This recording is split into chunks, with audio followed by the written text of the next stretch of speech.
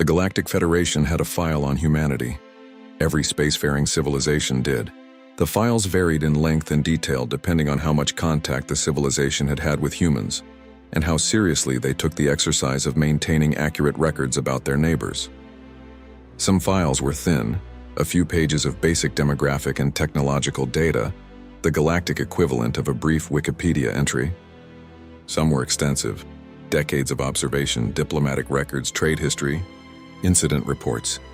The Keth Dominion's file on humanity was 412 pages long. Intelligence Director Savar had read it 3 times. She had read it the first time when she was assigned to the Earth portfolio 11 years ago, as a matter of professional diligence. She had read it the second time 2 years later, when something in a routine observation report had made her want to check it against the baseline. She had read it a third time 6 months ago, when the pattern she had been noticing for 9 years had finally solidified into something she could articulate. The file described a civilization that was, by every measurable standard, mid-tier. Not weak. Humans were not weak, the file was clear about that. And the 3 civilizations that had made the mistake of assuming otherwise had provided instructive case studies. But not strong, not by the standards of the Keth Dominion, which had been a major galactic power for 800 years, and measured strength in ways that humanity did not currently approach. Humans had modest territorial range, adequate military capability, developing technology that was advanced in certain specific areas and notably behind in others, a diplomatic presence that was active and occasionally effective and generally considered harmless by the major powers. Harmless, that was the word that appeared most frequently in other civilizations' files on humanity when Savar had cross-referenced them. Harmless, not a threat, not a concern. Interesting in certain respects. Humans were considered interesting by most civilizations that had interacted with them in the way that novel phenomena were interesting, but not significant. Not the kind of thing that required serious strategic attention. Savar had been thinking about that word for 9 years. Harmless. She had come to believe, with the careful certainty of someone who had spent 9 years examining evidence before forming a conclusion, that it was the most dangerous word in the galaxy, not because it was wrong exactly, but because of why it was true. The observation that had sent her back to the file 2 years into her assignment was small. It was in a routine trade report, the kind of document that intelligence analysts processed by the thousands, looking for anomalies in economic data that might indicate strategic shifts. Most routine trade reports contained nothing of interest. This one contained a footnote. The footnote noted that a human trading vessel had been inspected at a Keth border station and had been found to be carrying, among its declared cargo, 17 separate items that were not on the declared manifest. The items were not weapons. They were not contraband in any legal sense. They were components, machine parts, chemical compounds, biological samples, technical equipment that individually were unremarkable and collectively were, the border inspector had noted in a brief addendum, consistent with the components needed to construct a specific type of atmospheric processing system. The inspector had flagged it as a minor discrepancy and cleared the ship. Savar had pulled the full inspection record and spent a day with it. The atmospheric processing system that the components could build was not one the humans were known to have. It was not one they had any documented need for. It was technology that was useful, specifically in environments with a particular atmospheric composition, environments that did not exist anywhere in human territory, environments that existed in significant numbers in Keth territory. She had filed the observation as a low-priority anomaly and moved on, because there was no obvious conclusion to draw and intelligence analysis required conclusions. Not observations, but she had kept the file open. Over the next 9 years, she had kept 17 files open. 17 anomalies. Each one individually explainable. Each one individually dismissible. Each one, when placed next to the others, contributing to a pattern that she had spent 9 years trying to find an innocent explanation for, and had not found one. Humans, she had concluded, were not what the galaxy believed them to be. Not in the sense that they were hiding a secret fleet or concealing advanced weapons or operating a covert expansion program. The evidence did not support anything so dramatic. What the evidence supported was something quieter and, she had come to believe, considerably more significant. Humans were preparing, not for a specific threat, not for a specific conflict, for the general condition of being a species in a galaxy that was, historically, not always safe. They were preparing the way someone prepared who had been in enough difficult situations to understand that preparation needed to happen before you knew what you were preparing for. Comprehensively, quietly, across every domain simultaneously, in ways that did not look like preparation, because they were distributed too widely to be recognized as a single pattern. She had identified preparation activities in trade networks, research programs, diplomatic relationships, colonial infrastructure, educational systems, and at least 3 separate cases of technology acquisition that had been disguised as something else entirely. None of it was illegal. None of it was aggressive. None of it individually was even unusual. Together, it described a species that had decided, at some point and apparently collectively, that the galaxy was a place where you needed to be ready for anything and had been quietly getting ready for a very long time. She had taken her analysis to her superior 6 months ago. He had listened carefully and told her kindly that the pattern she was describing was consistent with a civilization experiencing standard developmental anxiety, and that this was common among species at humanity's stage and did not require strategic concern. She had accepted this assessment professionally. She had not stopped thinking about it. The attack on the Keth border station happened on a Thursday.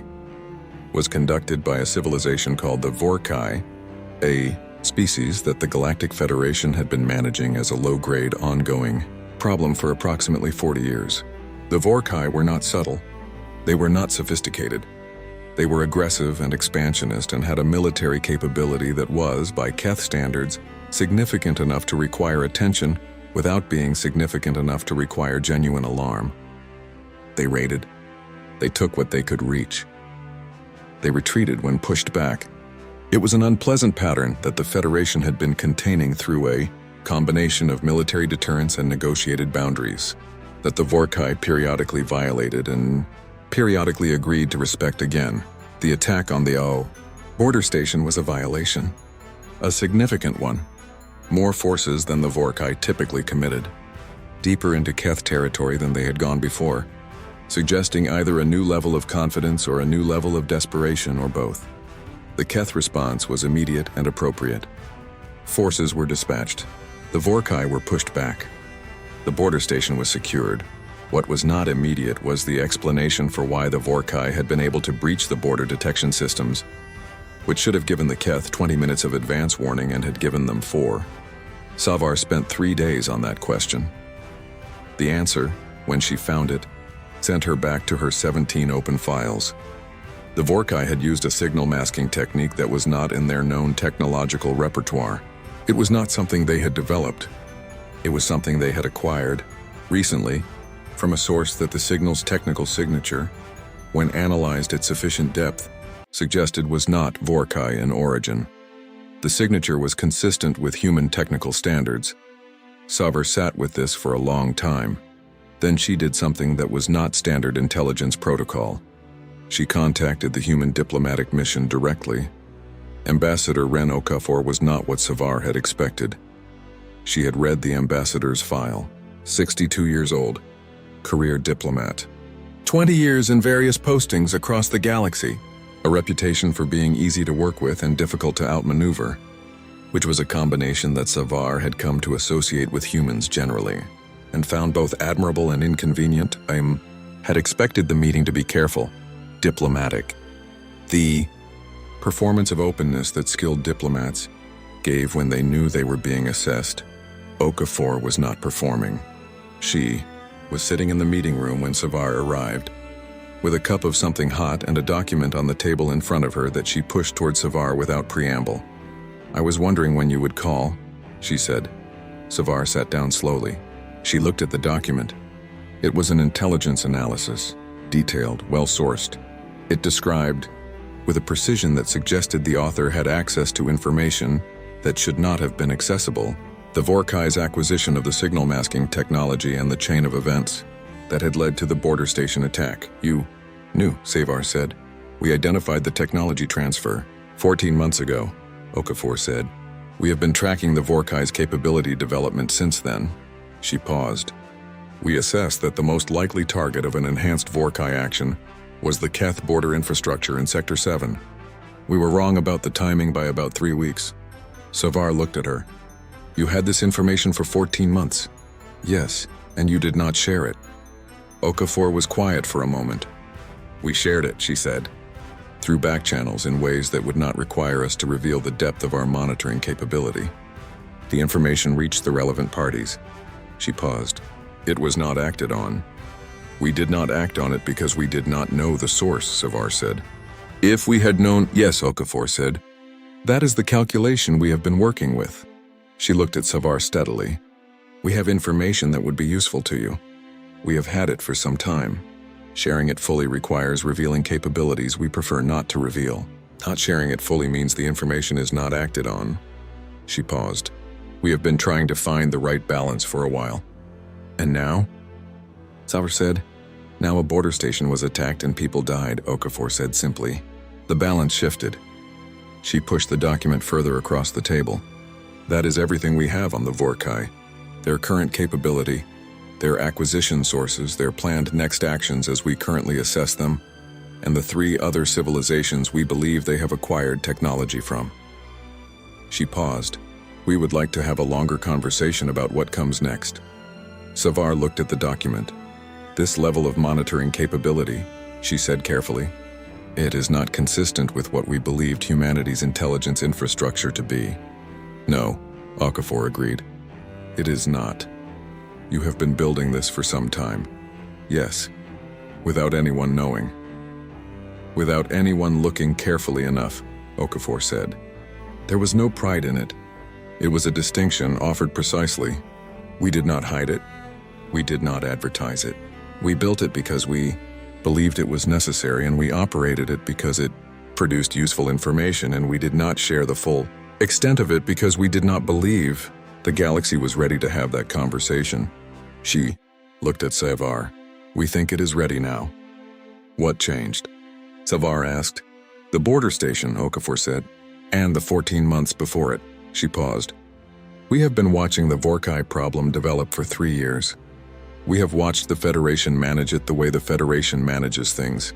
Carefully, conservatively, with appropriate attention to not creating escalation. She paused again. The Vorkai are not going to respond to careful and conservative. We have the data. We have been watching them specifically for 3 years, and we have the data, and the data is clear. She looked at Savar. We would like to help solve this problem. Actually solve it, not manage it. In exchange for what? Savar asked. For the conversation to be real, Okafor said. For the Federation to engage with what we actually are rather than what the file says we are. She looked at Savar steadily. We know what your file says. We know what every major civilization's file says, harmless, mid-tier. Interesting in certain respects. She paused. We have been comfortable with that characterization for a long time. It has been useful. Another pause. We think it has stopped being useful. For everyone. Savar took the document to her superior. He read it for 2 hours. Then he called in 3 additional senior analysts. They read it for 4 hours. Then there was a meeting that lasted most of the night. At the end of the meeting, someone asked the question that everyone had been thinking. How long have they been able to do this? Nobody had an answer. That was the answer. Savar was tasked with finding out. She spent 3 months reviewing everything. Every human action, every diplomatic contact, every trade relationship, every research program, every colonial infrastructure decision across the entire period of humanity's spaceflight history. She approached it the way she had approached her 17 files, looking for the pattern, not the individual anomalies. She found the pattern. It went back further than anyone had expected. Further than the spaceflight era.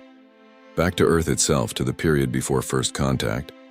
When humanity had been alone in its system and had built, quietly, comprehensively, in ways that had seemed like standard civilizational development at the time. Infrastructure and capabilities and institutions that were, in retrospect, clearly designed with the galaxy in mind. Not a specific plan, not a conspiracy. Something more organic and more remarkable, A species that had looked at the universe and understood, collectively and without coordination, that preparation was the only reasonable response to not knowing what was coming, and had prepared accordingly. Across generations, across political systems, across the entire chaotic distributed decision-making apparatus of a civilization that argued about everything and somehow agreed on this. Her final report was long.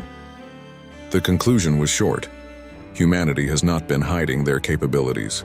They have been developing them openly in plain sight, in ways that were not recognized as a pattern because each element appeared unremarkable in isolation. The pattern assembled describes a species that has been preparing for full galactic engagement for approximately 200 years, and has been waiting for the moment when that engagement would be most useful. That moment appears to be now. I recommend we treat this development not as a strategic surprise requiring defensive response, but as an opportunity that we have been given by a species that has decided, for their own reasons, that the time has come to stop being harmless.